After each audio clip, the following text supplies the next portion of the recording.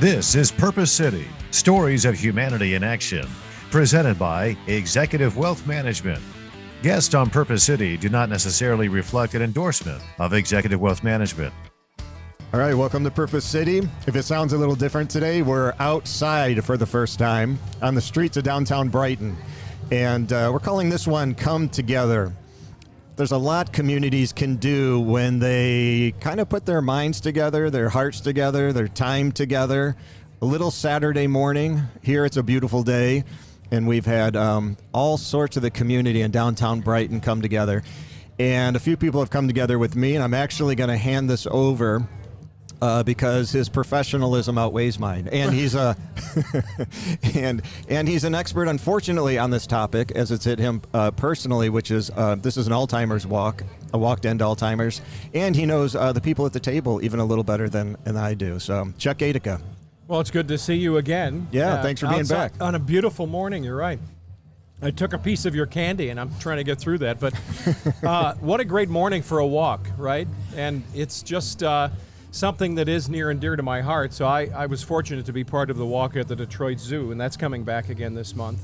And here we are in this time of a pandemic, and yet isn't it nice to be near people, see people being able to healthfully do something, especially outside. But Alzheimer's is a cause that's dear to our heart because my father-in-law, John, suffered from dementia before he passed.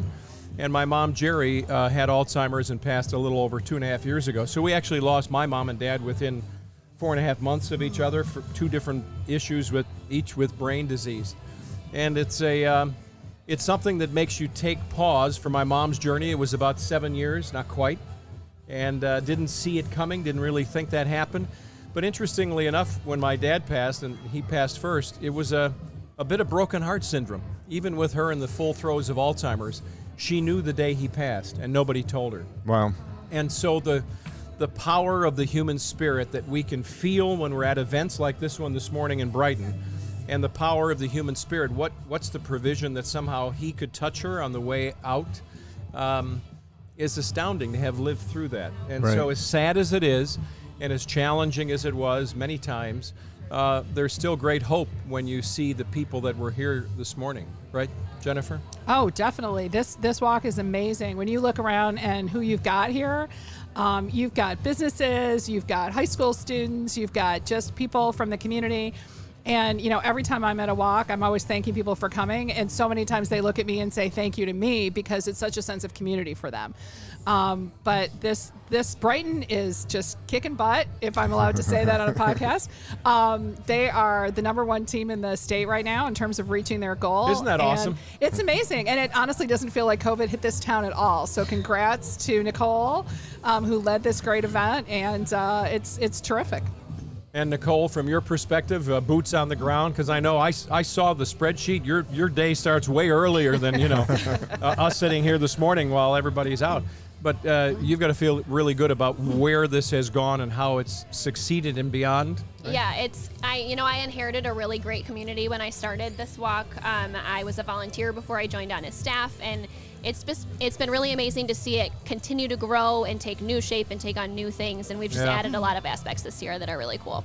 So both Nicole and Jennifer are the bosses of me today. They get to tell me where to go and what to do, and it's been a really a joyful experience to be part of Alzheimer's of Michigan, and we should point out alz.org, right?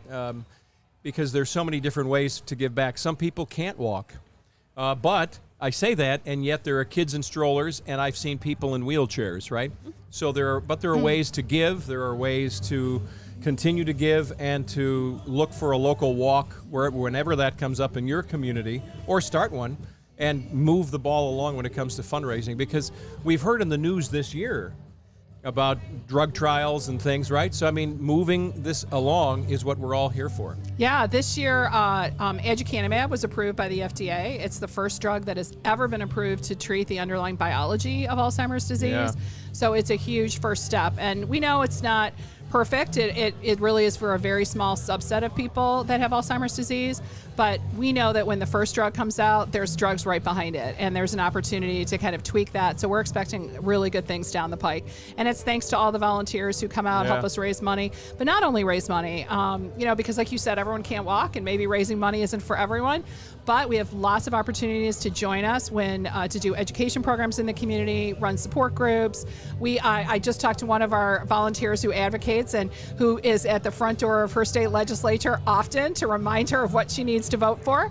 And we are so excited that we just got passed legislation that funds the first dementia unit, which means there's going to be an office in state government that pays attention to dementia for the first time ever. Wow. So we are super excited about that, and that's because of all the volunteers who made sure their congresspeople and elected officials knew what to vote for. And how awesome it is to hear you say that there's the first ever unit, but it took a minute, right? It took a number of years, yes. And here we are with, 190,000 people in the state of Michigan that have Alzheimer's that we know of, right? And yet the numbers are bound to grow if you just look at the metrics. I mean, as we're all aging, we're kind of aging into a demographic.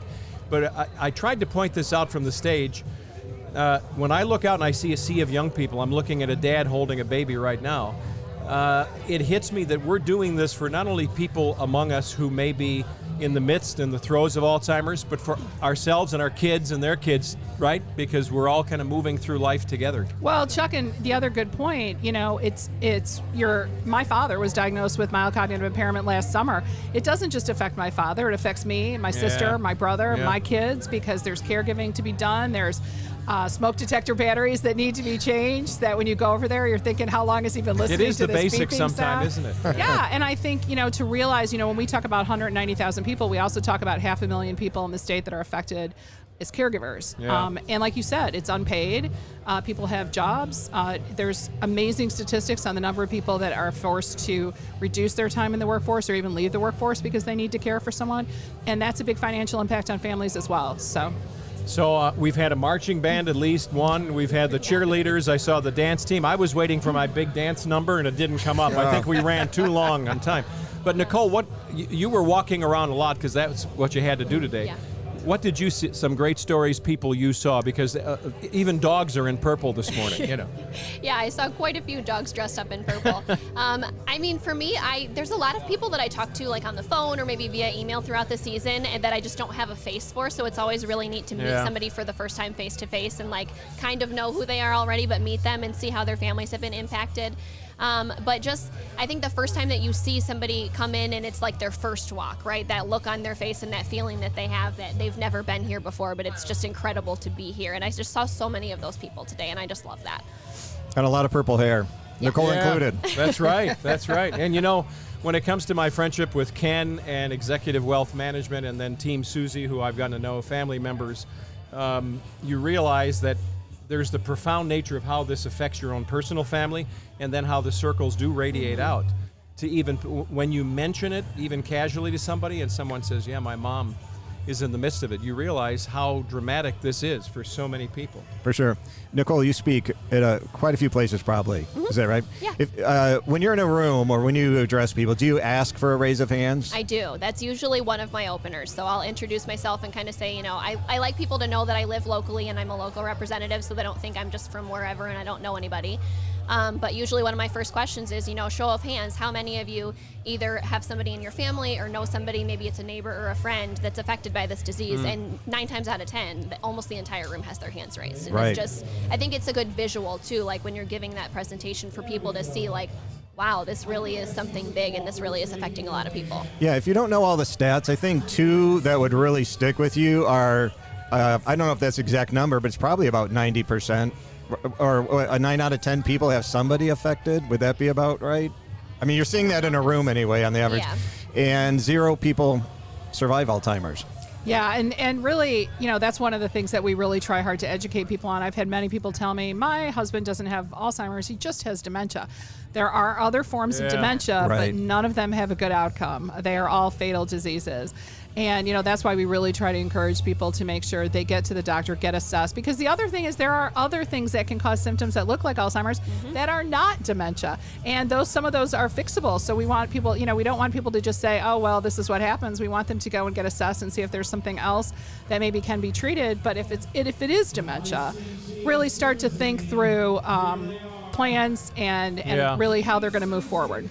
And isn't it cool? We're living in a time of technology where your watch can tell you, honey, I've fallen and I can't get up. I mean, there are all kinds of things we can do now that even during my mom's illness, those things were not quite available in terms of assisting her. We had to put grab bars in the bathtub and, so we started to do things to get ahead of that, to your point.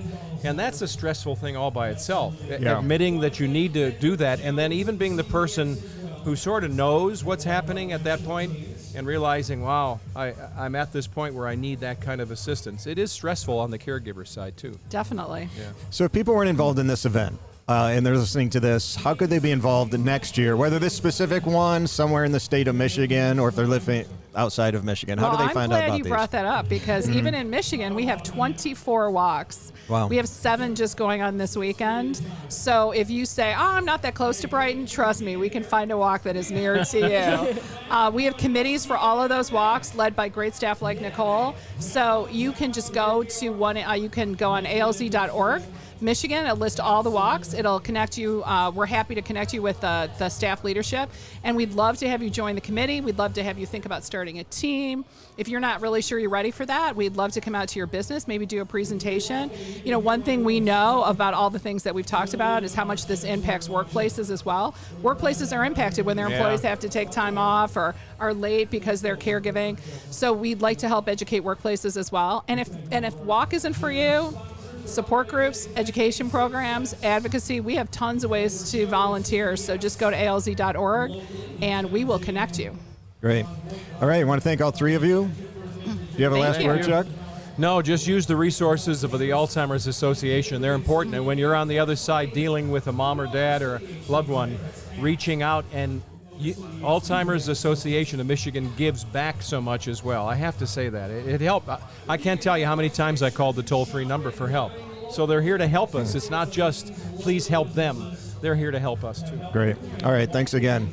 And Purpose City is a presentation of executive wealth management, and it exemplifies our core values of trust, community, and compassion.